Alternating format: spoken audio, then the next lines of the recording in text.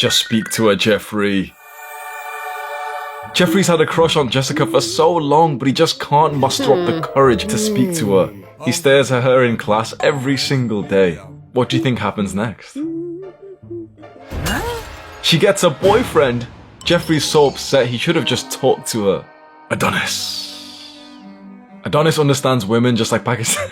I'm tired of you doing the tax one, bro. Just like Pakistani men know how to avoid taxes. Adonis understands women just like Jeffrey understands the female characters on League of Legends. Obsessively.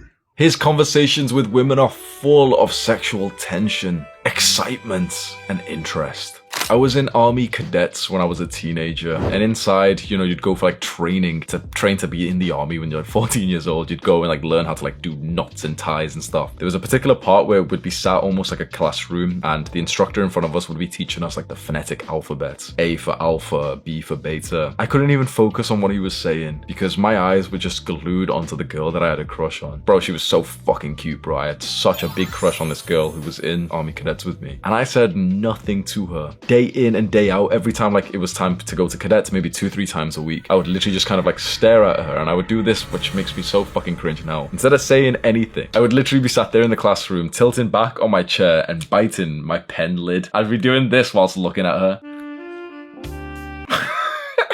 I'd be staring at this girl like this, bro.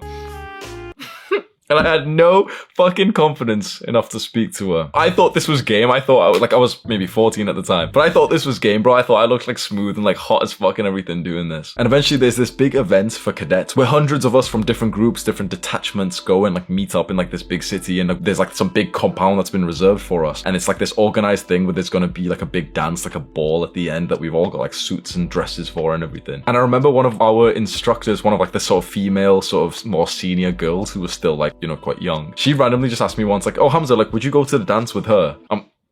Well, yeah, of course I would, yeah. What happened was that she had, you know, the girl that I like, she had like no one else to go with, and you know, I'm last place, but yeah, it's fine, bro. Like, if she's stuck with me, it's fine. A day into this sort of big event, she just kind of like in front of everyone kind of says that she has a crush on someone else and that she wants to go out with him. And even one of like my friends there as well said, "Oh, but what about Hamza? Like, you said, you know, you should go with Hamza." And she was like, "Oh, yeah." And I was like, "Oh no, don't worry about me. Like, you should go with that guy." Oh man.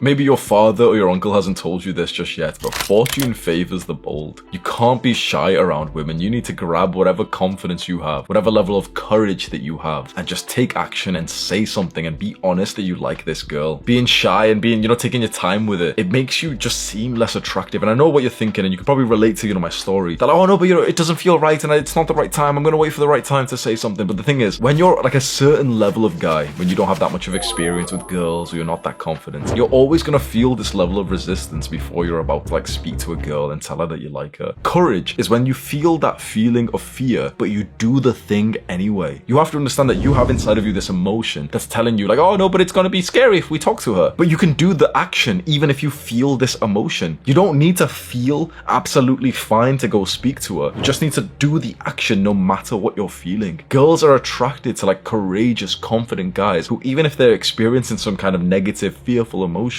do the hard work anyway. And you might be thinking, but Hamza, I'm scared of rejection. Well, yeah, of course you are. Rejection is like a totally scary thing, but only really for the first 50 rejections of your life. By now, you watching this, you probably experienced rejection maybe 10 times in your entire life, maybe 20 times. Obviously, like online texting shit, like, you know, some girl that you've never even met before on Tinder or something stops replying to your message, that doesn't count. But like a real rejection of you walking up to a girl, saying something in the sense that you like her, and then her saying, "Oh no, sorry, I've got a boyfriend." Most young guys have only been rejected like 3 times, and it hurts so significantly. But the pain of rejection starts up here, and it goes down dramatically with every single one that you get. And I promise you that any of the guys who are slightly older than you, who are quite experienced with women and, you know, who get like quite a lot of girls, have been rejected by 10 times as many as you can think. Honestly, I may have been rejected by probably close to 300, 400, 500, somewhere around that range in person. And that's not even including like the random times that like some girl on Instagram or Tinder that like doesn't reply to your message. To be good with girls, honestly, a lot of it is just quantity. It's just a lot of practice. How is it that girls actually want you to talk to them? They just want you you to like be honest and upfront with what you actually want from her. So many guys, especially the younger guys who don't have much confidence, like you go about it in this like just this pussy kind of way where you just kind of act like you don't really like her for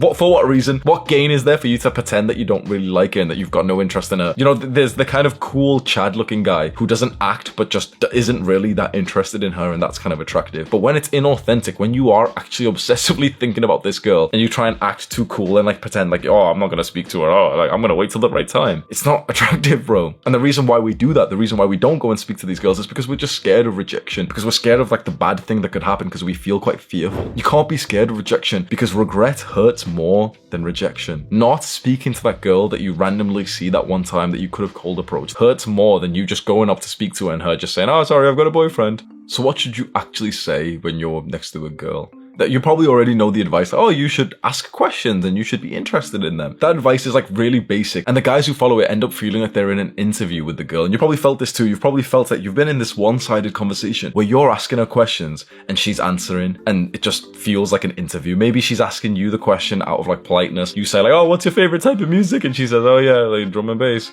What's your favorite type of music? Yeah, well, I really like 90s rock. And the conversation, you know for a fact, is not the kind of one that she's having with Chad. So what conversation are these girls actually having which sexually excites them? And it's definitely not the kind of one that you're having which just feels like an interview. This is exactly what you do.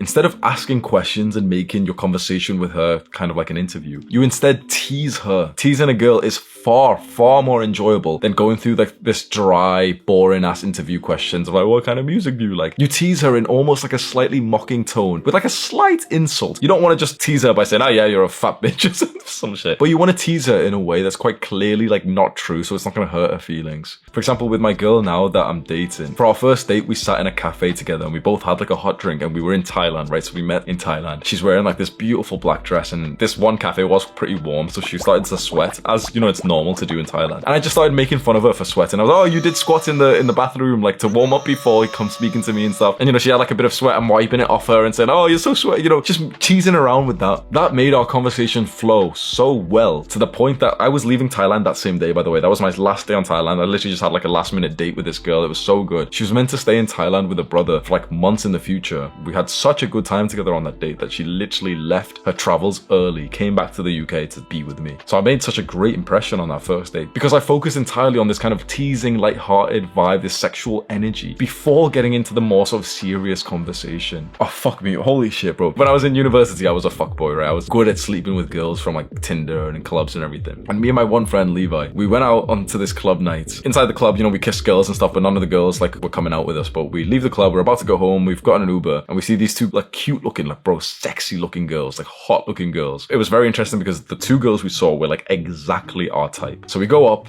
and start spitting game to these girls, and we start telling them, oh, you know, come into our Uber, come back to our place and everything, we will have like music, we got drinks and everything. And the girls are weighing it up, and yeah, go on. And the girls are vibing us, right? So we bring both girls back to our apartments, and I start kissing my girl. I'm with a black haired girl, and I bring her into my room, and out of nowhere, bro, the other girl walks in, just kind of like not interested. She walks in, stops me and my girl, and kind of tells my girl, like, come on, like, we're going. I'm like, what the fuck? So what, you know, like, why is my friend not held it down? Like, come on, bro, just take care of your girl for like another 5 minutes, bro. All I needed was 5 minutes, bro. He sat there on his bed just looking defeated. I'm like, bro, what the fuck? All you have to do is just like keep her busy. Like, if you're not gonna fuck her, fine. But like, I was about to, bro. What the fuck? Like, why is your girl coming to my room and interrupting me and taking her away? And they just went home now. And he just looks at me, he's like, oh, bro, I've got no fucking game. Like, he usually is kind of a smooth guy, but this is literally what happened. This guy brings his girl into his room, and they sit there with like the bright light on, no music playing or anything. They just sat there at the edge of his bed, and he's just asking her interview questions. So like, what kind of music do you like?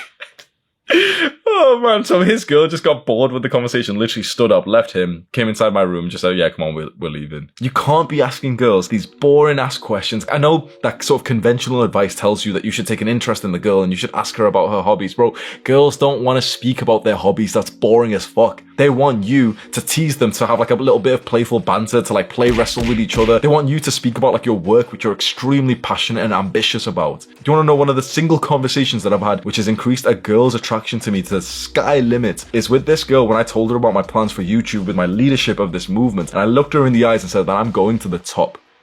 Do you want to join me? Imagine how fucking interesting, how emotional that makes a woman feel when you speak to her in this certain way. Where you don't just ask these little, like, you know, silly questions like, oh, did you do the homework today? What's your music type? Oh, like, just this, like, little weak-ass beta male soy boy kind of, like, conversations. And instead you speak to her like a man. And a man either speaks to a woman with, like, so much ambition and tells her, yes, like, I'm gonna make it. I'm gonna be so successful. Or he speaks to her like he's almost, like, playing around with her and he's just kind of, like, laughing around with her. He's teasing her and stuff. He doesn't take her too seriously. Honestly, most of the conversations that I have with my girl, it's just me just teasing her. And that, like, I see her so bubbly, so, like, goofy, so, like, laughing with me. I'm, like, pushing her onto the bed and everything. And they like that stuff. They don't want to be bored, sat down next to a guy who's saying, oh, what kind of music do you like? Scroll down right now and click on the subscribe button and you'll see more videos like this. Also, click and watch this video right now. Do the hard work, especially when you don't feel like it. Mwah!